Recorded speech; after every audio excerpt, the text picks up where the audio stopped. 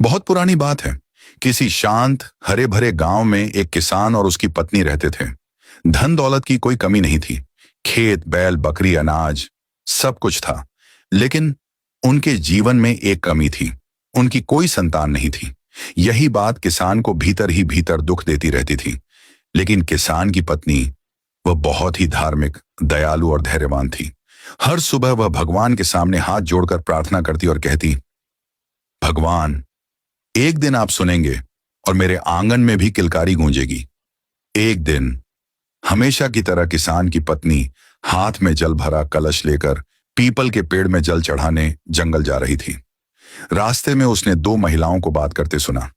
वे कह रही थीं, अरे आज सुबह सुबह बांझ औरत का चेहरा देख लिया, आज तो सारा दिन खराब जाएगा। ये शब्द सुनकर उसकी आंखों में आंसू आ गए, लेकिन वह चुप रही, निगल गई अपनी तकलीफ और आगे बढ़ गई। जंगल में पहुंचकर उसने पीपल पर जल चढ़ाया और उसी पेड़ के नीचे बैठकर रोने लगी। तभी अचानक आसमान में एक चील उड़ती दिखाई दी। उसके पंजों में एक सांप था।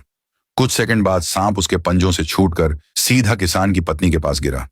सांस चल रही थी, लेकिन वह बुरी तरह घायल था। उसके दिल में दया जागी। उसने सांप को उठाया और घर ले आई। किसान ने देखा तो चौंक गया, लेकिन बात सुनकर बोला, तुमने सही किया। जीव चाहे कोई भी हो, दया करना सबसे बड़ा धर्म है।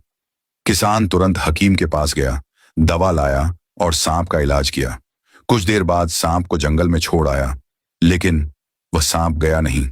रात ढली और वह चुपचाप खिड़की से किसान के घर आ गया, उनके पास लेट गया। सुबह किसान और उसकी पत्नी घबराए, लेकिन जल्द ही समझ गए कि सांप नुकसान पहुंचाने नहीं, आभार जताने आया है। किसान ने दूध लाकर उसके सामने रखा। सांप ने पी लिया। किसान उसे जंगल में ले गया, लेकिन कुछ देर बाद वह फिर लौट आया। अब किसान ने कहा, शायद यह हमें अपना परिवार मान चुका है। पत्नी बोली, हमारी तो संतान भी नहीं है, शायद यह भगवान का भेजा हुआ है।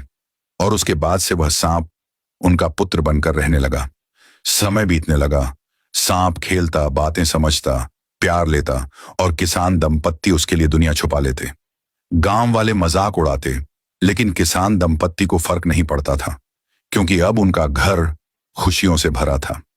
एक दिन किसान की पत्नी भगवान की मूर्ति के सामने बैठी थी। आंखों में आंसू थे। किसान ने पूछा, क्या हुआ? वह बोली, हर मां चाहती है कि उसका पुत्र बड़ा हो, शादी करे और घर में बहू आए। हम चले जाएंगे तो हमारे बेटे का ध्यान कौन रखेगा? यह सुनकर किसान ने निश्चय किया, वह अपने बेटे के लिए बहू ढूंढेगा। अगली सुबह किसान कुछ आटे और हीरे जवाहरात बांधकर अपनी यात्रा पर निकल पड़ा।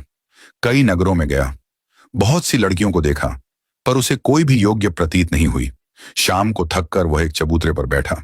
वहां कुछ लड़कियां मिट्टी से घर बना रही थीं। दिन ढला, सबने घर तोड़ दिया, लेकिन एक लड़की मुस्कुराती हुई बोली, मैं इस घर को कल और बड़ा बनाऊंगी। यह सुनकर किसान समझ गया, यही वह लड़की है जो चीजों को तोड़ने की जगह उन्हें संवारना चाहती है। किसान उसके घर गया। वह लड़की एक कुम्हार की बेटी थी, बहुत संस्कारी, कर्मठ और दिल की साफ। किसान ने रिश्ता मांगा।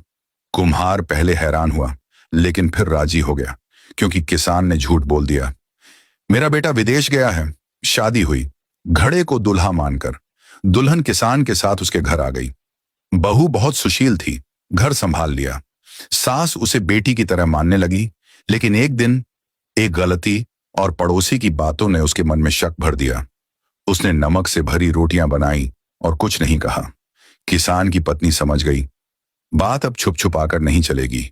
अगले दिन बहू ने कहा, मुझे उस बंद कमरे की चाबी चाहिए। उन्होंने दे दी। कमरा खुला और उसके अंदर एक अलग ही दुनिया थी। एक बगीचा, पीपल, तुलसी, फूलों की खुशबू और पेड़ के नीचे एक सुंदर युवक झूला झूल रहा था। बहू चकित रह गई। वह युवक बोला, मैं तुम्हारा पति हूं, वही सांप जिसे माता पिता ने पाला। आज भगवान श्री कृष्ण ने मेरी सच्चाई और इनके प्रेम को देखकर मुझे यह रूप दिया है। बहू की आंखों से खुशी के आंसू बह निकले। वह बाहर आई और प्यार से खाना परोसकर सास ससुर के सामने रख दिया। किसान और उसकी पत्नी उस कमरे में गए। उन्होंने अपने बेटे को देखा और रो पड़े। बेटा बोला, मां, आपके विश्वास और प्रेम ने ही मुझे यह जीवन दिया है। उस दिन के बाद उस घर से दुख, दर्द और ताने हमेशा के लिए खत्म हो गए। सांप नहीं, अब एक युवक था, एक बहू थी, और सबसे बड़ी बात, भगवान का आशीर्वाद था।